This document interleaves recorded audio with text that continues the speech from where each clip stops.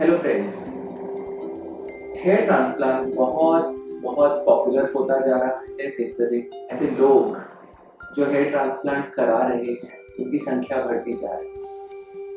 तो काफी स्वाभाविक सी बात है कि ऐसे लोगों की संख्या भी बढ़ रही होगी जो ट्रांसप्लांट से खुश नहीं है, या तो उन्हें डेंसिटी अच्छी नहीं मिली या उनकी हेयर लाइन बहुत खराब दिखती है। हेयर ट्रांसप्लांट एक आर्ट है। हेयर ट्रांसप्लांट एक एक एक साइंस के साथ एक बहुत आर्ट का काम है। आर्टिस्टिक स्किल्स चाहिए इसे करने के लिए। जरूरी नहीं है कि सिर्फ बाल उग जाए तो वो अच्छे भी लगे। कई दफा बाल उग तो जाते हैं पर वो दिखते बहुत खराब। तो हम आज बात करेंगे राहुल की। राहुल एक ऐसे ही व्यक्ति हैं जिन्होंने पहले अपना ट्रांसप्लांट कराया हुआ है और इन्होंने अपना ट्रांसप्लांट 2 दफा कराया हुआ। उसके बावजूद जैसा कि आप इन फोटोग्राफ्स में देख रहे हैं, उनके बाल बहुत कम उगे हैं। उनके जो हेयर लाइन का शेप है वो बहुत ही अननेचुरल है, खराब दिखता है। उनके हेयर में प्लगिंग नजर आती है जो कि काफी विजिबल है और खराब दिखती है।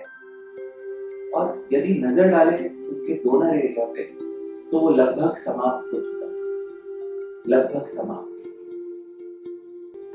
राहुल ने पहले 2 ट्रांसप्लांट कराए हुए हैं और दोनों दफा एफयूटी ट्रांसप्लांट उनका हुआ था किसी और सेंटर पर।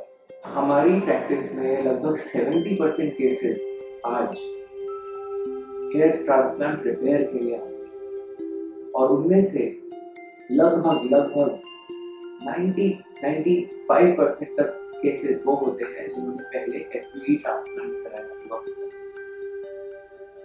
जैसा कि आप राहुल के केस में भी देख रहे हैं, डोनर एरिया में काफी स्कारिंग है, डोनर एरिया बिल्कुल फिनिश हो चुका है। मुझे आज भी याद है राहुल जब मेरे पास आए थे तो काफी खराब स्थिति थी। बहुत इमोशनली शैटर्ड, बहुत खो चुके थे अपना विश्वास ट्रांसप्लांट के प्रोसीजर पे से और काफी मानसिक तौर पे टूट चुके थे अपने 2 ट्रांसप्लांट फेलियर्स की वजह से।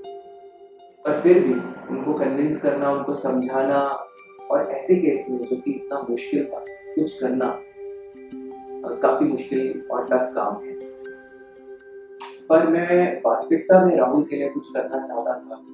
राहुल से डिटेल में बात हुई तो राहुल ने बताया कि वो हमारे क्लिनिक को पहले भी कांटेक्ट कर चुके थे अपने ट्रांसप्लांट्स कराने से पहले।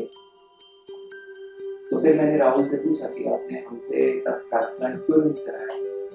तो राहुल ने बताया कि कहीं पर सस्ते में और कुछ ऑफर्स के साथ, डिस्काउंट्स के साथ ट्रांसप्लांट हो रहा था तो वो उन्होंने वहां करा लिया। दुख होता है इस बात से। हेयर ट्रांसप्लांट एक इतना इम्पोर्टेंट डिसीजन है आपकी जिंदगी का। अगर राहुल ने फैक्ट्स के बेस पे अपना ट्रांसप्लांट सेंटर चुना होता तो राहुल के को ये स्थिति नहीं देखनी पड़ती और राहुल के पहली बार में ही काफी अच्छे बाल पाए जा सकते, कहीं ज्यादा बेहतर जो हम अब कर पाए। तो फिर राहुल का हमने एक लंबा काउंसलिंग सेशन चला राहुल के साथ। स्थिति काफी मुश्किल थी,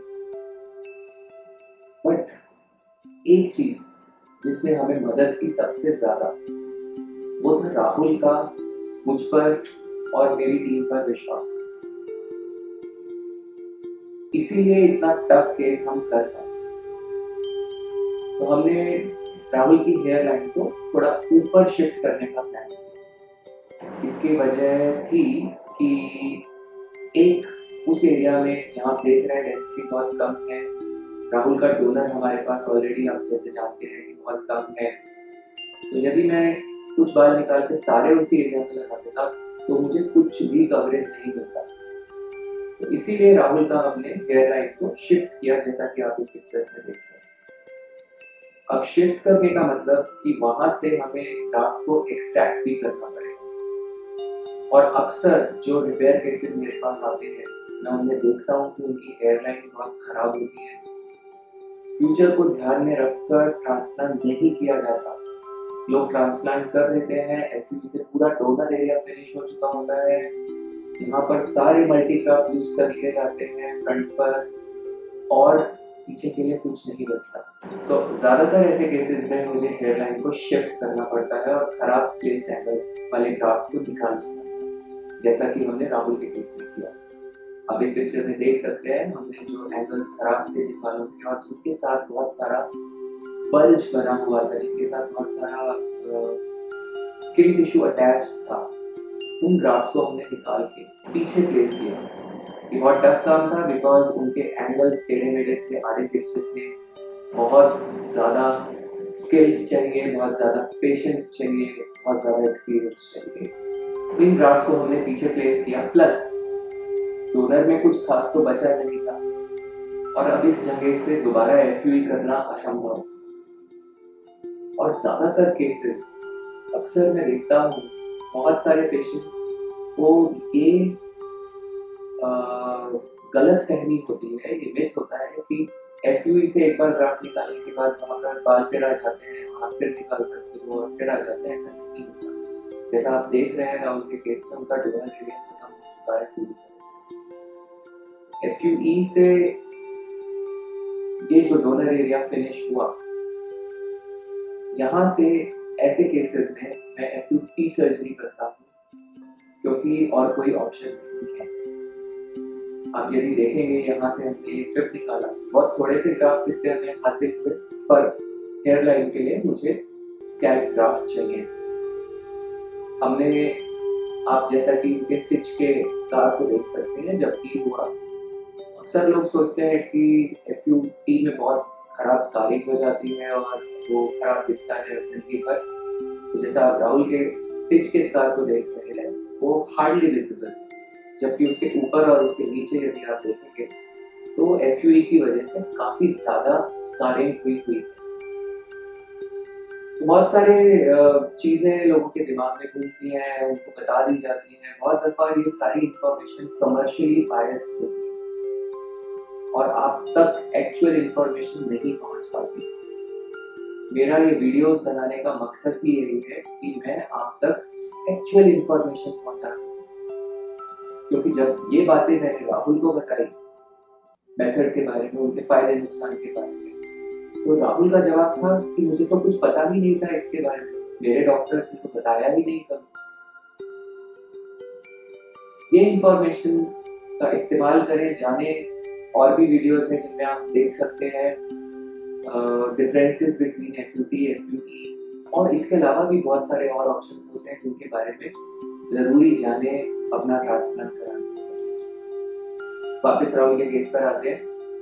अब यदि आप देखेंगे तो ये 2 महीने के बाद लगभग इमेज है जिसमें आप देख रहे हैं कि जहां से हमने ग्राफ्ट्स एक्सट्रैक्ट किए थे फ्रंटल एरिया से, वो पोर्शन हील हो चुका है अच्छे से। हमने बियर्ड से भी ग्राफ्ट्स निकाले थे, वो भी हमने कुछ ग्राफ्ट्स को प्लेस किया है हेयर लाइन के पीछे। तो अब यदि आप देखते हैं तो उनकी ग्रोथ एक डिसेंट ग्रोथ आ चुकी है। जैसा कि आप इस वीडियो में देख रहे हैं, उनकी ग्रोथ हम भी वीडियो में देख रहे हैं कि काफी ठीक ठाक ग्रोथ दिखता है, एरिया कवर हो गया है, हेयर लाइन वैसा अननेचुरल नहीं दिखता है, और डोनर एरिया भी काफी ठीक ठाक। राहुल डेफिनेटली बहुत अच्छे रिजल्ट्स पा सकते थे, वो बहुत अच्छे रिजल्ट्स पाने के हकदार थे यदि उनका ट्रांसप्लांट फर्स्ट टाइम में सही मेथड को चूज करके किया जाता और सही सर्जन द्वारा किया जाता। तो मेरी आपसे अपील है कि हेयर ट्रांसप्लांट एक बहुत इंपॉर्टेंट डिसीजन है आपकी जिंदगी का। यदि आप ट्रांसप्लांट कराना चाहते हैं तो आपको जरूर उसके बारे में सही जानकारी उपलब्ध होनी चाहिए। हम देखते हैं बहुत सारे सेंटर्स हैं जो सिर्फ एक मेथड को यूज करते हैं, तो एफयूटी या एफयूई। अब जाहिर सी बात है, जब आप उनसे पूछेंगे तो वो अपने मेथड को अच्छा बताएंगे और दूसरे मेथड को खराब। पर दोनों ही मेथड बहुत अच्छे हैं। जैसा राहुल के केस में अब हमने रिपेयर के लिए FUE भी किया, उनके यहाँ से एक्सट्रैक्ट किए FUE किया गया, उनका हमने FUT भी किया स्कैल्प से, हमने उनका बियर्ड से FUE भी किया। तो किस पेशेंट में किस मेथड का ज्यादा फायदा है वो हमें देखना है। दोनों मेथड बहुत अच्छे हैं और बहुत सारे ऑप्शंस हैं आपके लिए, तो अपने आप को किसी एक ऑप्शन से सीमित करके बांधिए नहीं, एक्सप्लोर कीजिए, एटलीस्ट अच्छे से जानकारी लीजिए और उसके बाद आप डिसाइड कीजिए। आई एम श्योर जब आप पूरी जानकारी के साथ हेयर ट्रांसप्लांट को करेंगे तो ये आपकी जिंदगी बदल देगा, जैसे और हजारों लोगों की इसमें बदल चुकी। हमने बहुत सारे वीडियोस और इंफॉर्मेशन अपने YouTube चैनल पे प्रोसीजर्स के बारे में, दूसरे ऑप्शंस के बारे में डाली है, इसी उद्देश्य से कि आप तक सही जानकारी पहुंचे। प्लीज इन वीडियोस को देखिए, समझिए, जानिए हकीकत क्या है, ट्रुथ क्या है, और फिर डिसाइड कीजिए। आप सब्सक्राइब कर सकते हैं हमारे YouTube चैनल को, आप मुझे Facebook और Twitter पर फॉलो भी कर सकते हैं। धन्यवाद। Love yourself.